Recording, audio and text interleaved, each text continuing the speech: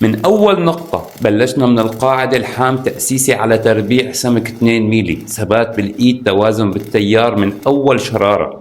نحط الحوض الأول بهدوء، نبني الأساس كأنه جدار حماية للشغل كله. هلأ بلش الصعود من تحت لفوق، مو خط مستقيم، حركة نصف هلال يسار يمين بشكل محسوب.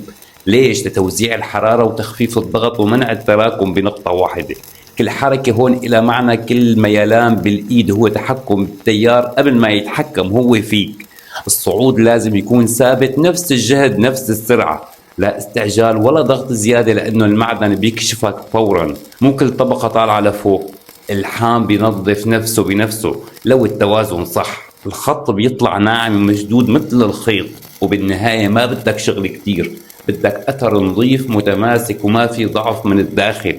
هيك بيكون للحام الحقيقي مو بس معدن ملتحم، بل تحكم كامل بالنار والإيد معا. تابعني لنفهم عالم للحام بيوميات حداد في ألمانيا.